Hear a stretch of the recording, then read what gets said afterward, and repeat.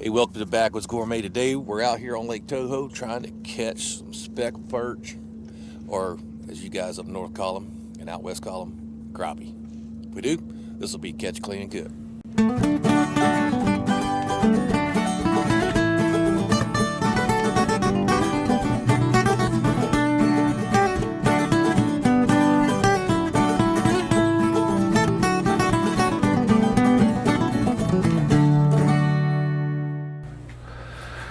So here at the Backwoods Gourmet channel, I read every single comment that comes into our channel still today. And that's a lot of comments that I have to deal with every day. And most of the people that watch our catch, clean, and cook videos wants to show more of the catching part. So today, that's what you're going to get.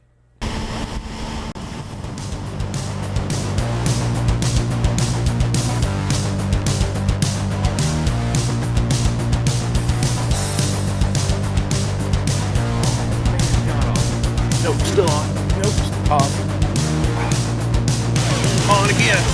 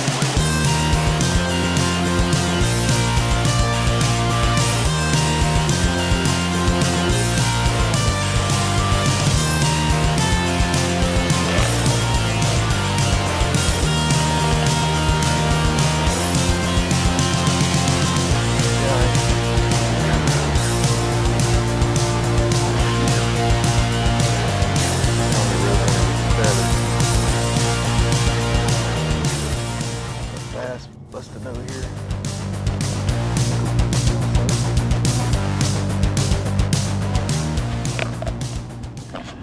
Alright, scored again. Feels like a little better fish. Oh yeah. Come in, baby. Oh yeah. Slab top. Good one. Really liking that blue today. That's over. Take him on.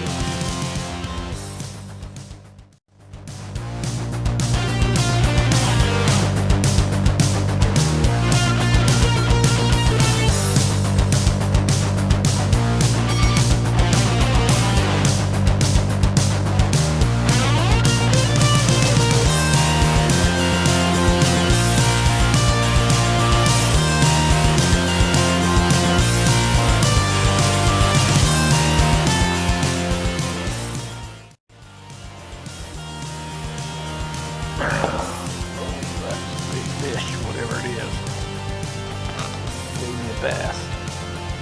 I'm hoping it's a big crappie. Fighting me. Looks like a crappie. Gotta take it easy on him. That's a freaking 4-pound test. Oh yeah, nice one. Hook right in the roof of the mouth. We're gonna give him a swing. Oh yeah, slab time, boys. Oh yeah. Nice one. That fish is probably pushing 13 inches. Okay, I literally just pulled this up, checked it, put a minnow on it.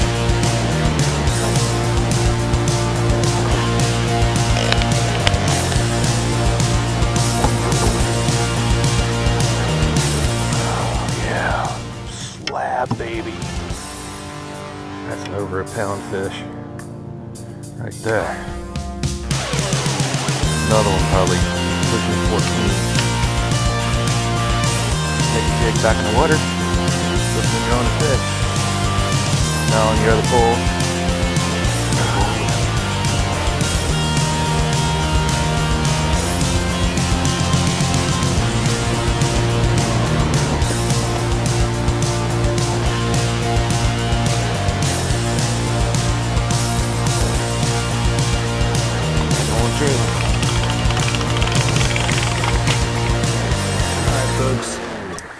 Pouring down rain today, but these have been on ice all night, okay?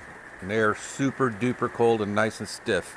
It's the way I like them when I start out. Today I'm going to be using an old charade, old school type fillet knife. I don't know how good an edge it's got on it, but it's given to me, a good friend of mine. And start off cutting right behind the head there, right down to their, it's kind of a pectoral fin right there. And I just grab in one fell swoop up from the tail, pressing that knife toward the backbone. I'll follow his bottom fin first. I'd usually come in, jump that backbone, and pop out right at the top. Now the back of him is pretty much cut loose. Now I can follow the backbone and feeling the ribs with the tip of my knife till I get up to my top cut. Then I'm going to turn a corner right there. And you'll feel them pin bones. And I'm going to cut through the pin bones with the tip of the knife. And just kind of jump right over some of them, but it's going to be a few in there. And we'll have to finish this up just like that.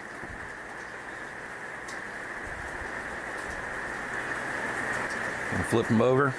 I'm always better at, you're always going to be better at doing it on one side than the other, because if you're right-handed or left-handed, I'm right-handed. So here I kind of do it the other way. I start with the back, then I can go in, come the other way, and then I bring from pin bones from the back way. Just like that, because it's just more comfortable for me to do it that way. And pressing the knife right down against the rib cage. There you go. There's our carcass. No touching the guts. Now, I start out, I'll get you a better camera angle here so you can see what I'm doing. I start out with a little wedge of meat I leave on the tail back there. Okay? Just a little wedge, and that gives me somewhere to press my thumb on. And I hold that down to the cutting board with a sawing motion. Push that knife right along the skin. And there, sometimes the rib cage comes off like that, but there's your skin. All right, guys, getting late in the afternoon. I'm ready to eat. We're not going to spend a whole lot of time explaining the recipe tonight, but I will tell you the side dish we're going to make, these roasted green pepper chili cheese grits, is coming from my buddy over in South Texas, Texas Style Cuisine. I'm going to leave you a link to his channel right down in the description box. And I will leave you a card right up here so you can go check out his channel and see how to make these start to finish. The only thing that I didn't like about his video is he used quick grits. If you've watched any of our videos on grits, you know we don't even recognize those as grits. Today we're going to use a lakeside yellow corn grits to go with our fish, and that is the best I've found. There may be some others out there that I have not tried. The ones we can get here locally, the lakeside, they're awesome. Okay, guys, set up today. Got our old cast iron made in Taiwan rice pot out here. I have really used that a lot inside, especially. It works perfect for rice, and grits are very similar to rice in the way they cook and how long they cook. 20 minutes. I'm going to go ahead and add just maybe a tablespoon of olive oil in there, and just maybe half a tablespoon of butter. We're going to get all this going. It's going to be a lot of ingredients and go fast. I'll leave you a list of those ingredients at the end of the video. So with any recipe I learned from someone else, Chef Johnny actually got this from another chef out of the Dallas area. We're going to modify it a little bit with what ingredients we have on hand, or what I think will work better. So his used onions, I'm going to use a shallot. It's about a 1/4 cup of shallots, and we're just going to soften them. We're keeping our heat down, okay? We don't want to brown these. I got to cut my flame down to where we're just sweating those, okay? And you know, out there in Texas, they have a lot of tolerance to spicy things. This was a green smoked hatch chili that I reconstituted. It was dried. I reconstituted that in a cast iron pan and a little bit of water. And then I'm going to go in. I got fresh scallions from our garden right there. About a couple tablespoons. I know these little containers hold a 1/2 cup. So 1/4 cup scallions. I'm just going to sweat those down nice and gentle.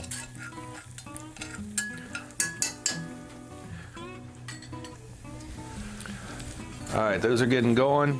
So right now, before they start browning any more than they already started to, you know, it's cast iron, it's pretty hot. That's a cup of chicken stock.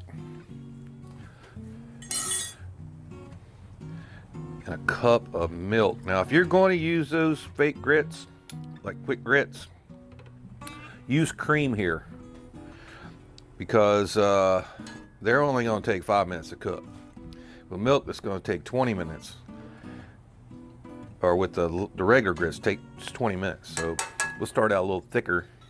And we adjust that as we go. I did. Next thing going in, I'm gonna go about 1.5 tablespoons of minced garlic. I didn't put that down there before the milk because I wouldn't want to be any chance of that burning and giving you that bitter taste. So we're gonna slowly bring that up to a boil, and then we'll add the grits. All right, so if you know anything about making grits, to keep them from being lumpy, you got to gently pour them in to rapidly boiling liquid. So this is a 1/2 cup Lakeside yellow grits, and we're going to go ahead and just gently put them in there as we're going around. Now we're going to cut that fire down to super low and get the lid on, and then we'll stir it every few minutes. It smells awesome already.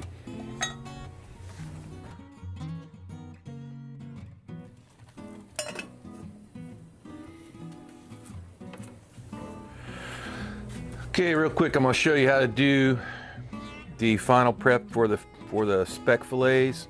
And we know we have those pin bones in there, and they're going to be right along this little line right here along the lateral line. So all I can do is go ahead and just take my knife and go right along there and take that top loin off, because that's going to have a different cook time than this thinner meat on the tail and the belly side. So then you can just come back the other way with your knife, and that piece right there will have all your pin bones. Now we'll save these in 2 separate piles here, because like I said, this is going to cook a lot faster than that loin up on the top. We're going to cheat a little bit. We're going to use, this is one of the best fish fries I've found that's available around here. If you guys know some good ones, I'm sure there's some great ones out in Louisiana. Some of them I can't handle the heat on, I'm sure. But this is widely available, pretty much nationwide, Zatarain's.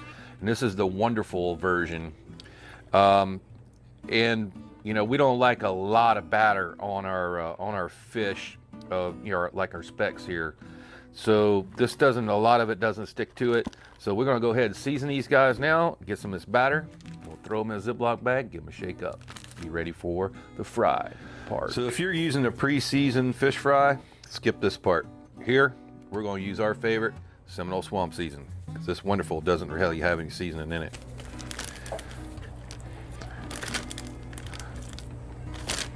All our thick pieces in first.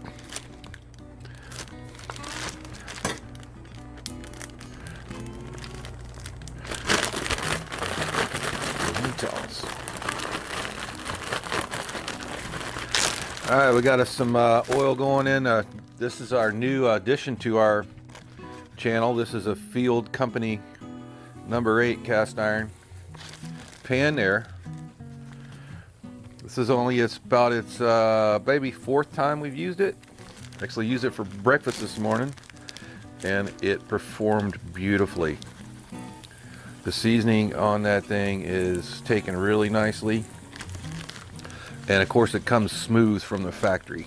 So it doesn't take you a year to build up a seasoning on it because it's already smooth. So we don't want to crowd them too much. So we'll go ahead and hold it off right there. Our oil's at about 350.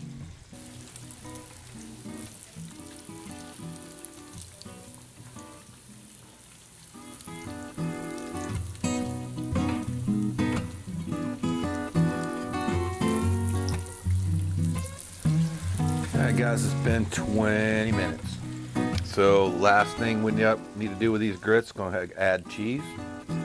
That's a half a cup of Italian 4 cheese. That's what I had on hand, and here is a half a cup of some diced up sharp cheddar. If you got ground up, go ahead and use that. I didn't have it. I had to dice it up. But right now we're just going to stir that in real quick. Turn off this fire and let them sit aside, and that cheese is going to melt in there, and they smell unbelievable.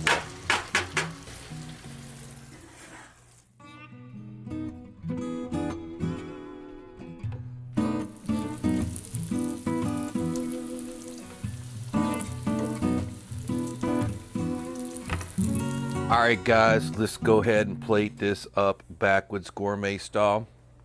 I just tested our grits. Now you want to wait till the end to put any additional salt in these, because depending on how salty your chicken broth, remember we put some chicken broth in this, depending on how salty that is, it's going to really affect your end product. So you know, a lot of you guys that cooked grits before know you added them into salt water at the beginning.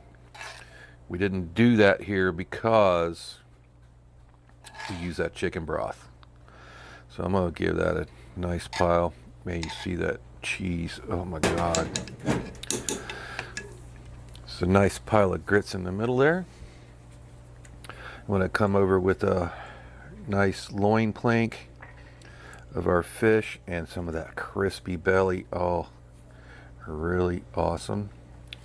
And for a side tonight, I made a quick mango salsa.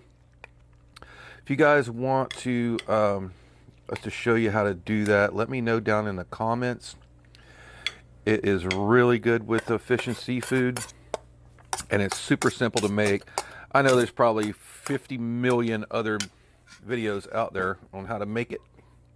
So, you know, side dishes don't generally do that well on our channel.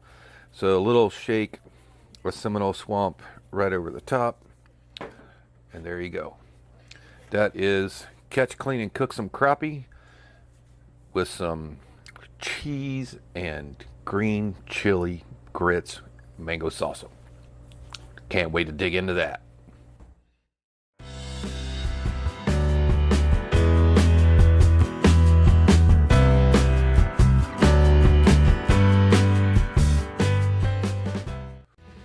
Let's go in and take a look, see how we did with that fish. Wow.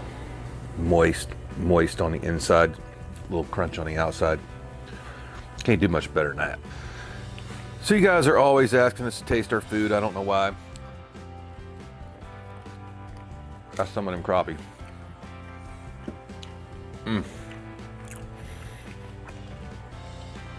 It's not a lot of batter, you know, it's just a dredge. You taste the seasoning underneath. And there's a certain amount of satisfaction that goes with going out to the lake or going out to the creek or river or wherever you have to fish, even if it's ocean, wherever, catching your own fish, bringing it up, back to shore, cleaning that bad boy up and throwing them on, you know, whatever you got to cook with, and eating it yourself, you know, kind of complete that cycle. So I've always loved it. So let's try some of those kind of a Southwest cheesy grits there with some smoked green hatch chili in there.